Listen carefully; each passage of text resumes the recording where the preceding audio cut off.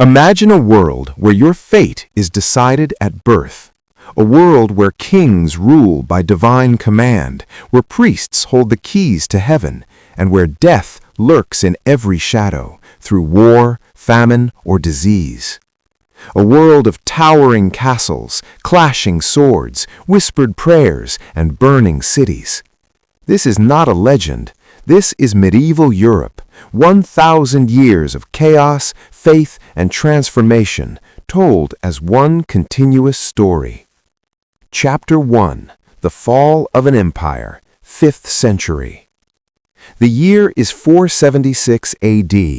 The mighty Roman Empire, once the ruler of the known world, finally collapses. Its cities fall silent, roads crack, trade disappears, order fades into chaos. From the ruins rise new rulers, not emperors but warlords.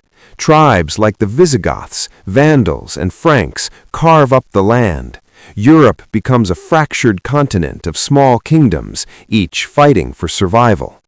For ordinary people, life becomes simple and harsh. Farm, obey, survive.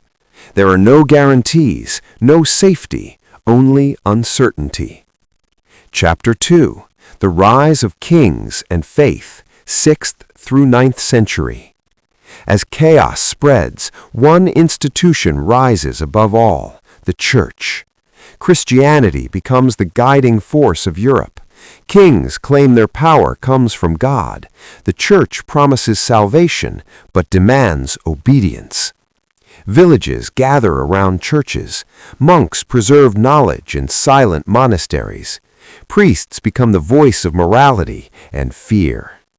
Then comes a powerful ruler, Charlemagne. He unites much of Western Europe under one crown. He builds an empire not just with swords, but with faith. Schools are opened, laws are enforced. For a brief moment, Europe feels united again.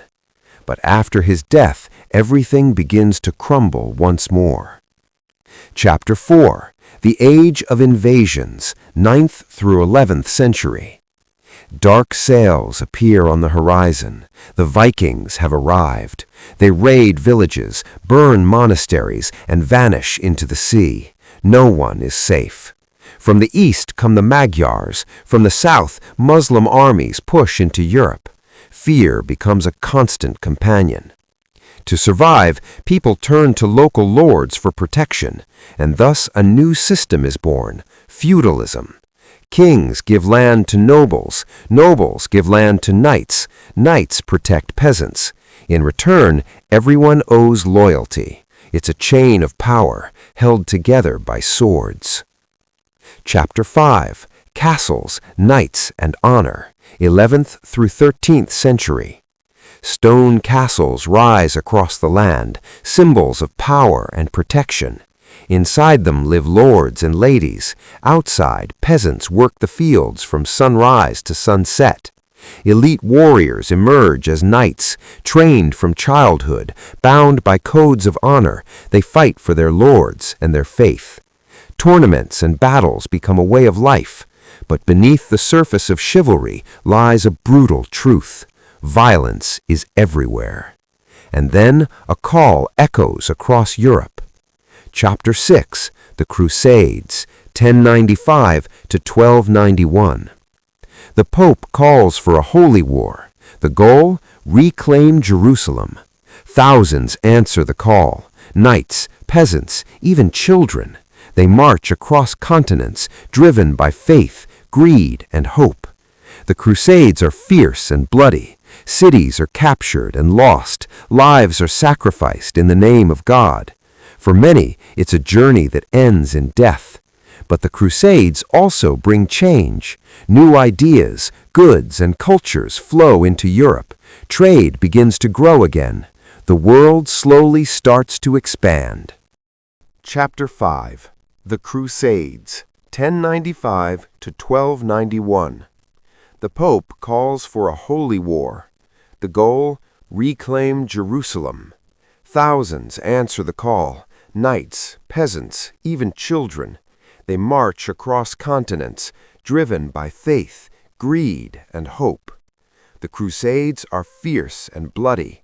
Cities are captured and lost. Lives are sacrificed in the name of God. For many, it's a journey that ends in death.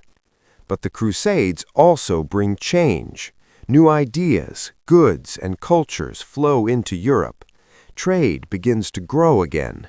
The world slowly starts to expand. Chapter 6. The Rise of Cities and Trade, 12th to 14th century. Markets return. Towns grow into cities. Merchants become powerful. Guilds control trades. Wealth begins to shift from land to commerce. Cathedrals rise into the sky, built over decades by devoted communities. Universities are founded. Knowledge begins to spread again. Europe is changing. But just as hope begins to rise, darkness returns. Chapter 7. The Black Death, 14th century. It begins with whispers, a strange illness, a sudden fever, blackened skin, death within days. The plague spreads like wildfire. Villages vanish. Cities become graveyards. Families are torn apart. Nearly 1/3 of Europe's population dies. Fear turns into panic. People blame outsiders, witches, even God. But the world will never be the same again. Labor becomes scarce. Workers demand better conditions. The old feudal system begins to weaken. From death comes change. Chapter 8. War and Power, 14th to 15th century. Kings fight for dominance. The 100 Years' War rages between England and France.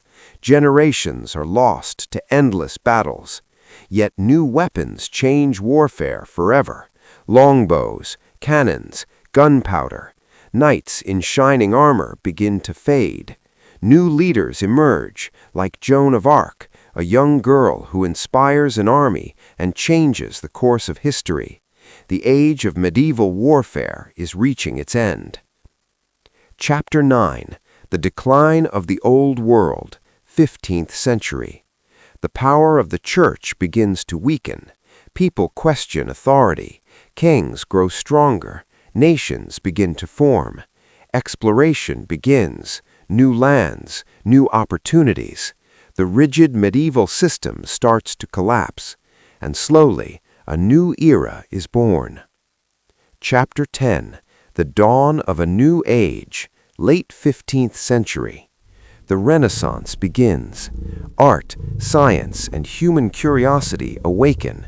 People no longer see themselves as mere survivors, but as creators, thinkers, explorers. The medieval world, once ruled by fear, faith, and survival, fades into history. But its legacy remains. Castles that still stand, stories of knights and kings, and 1,000 years that shaped the modern world.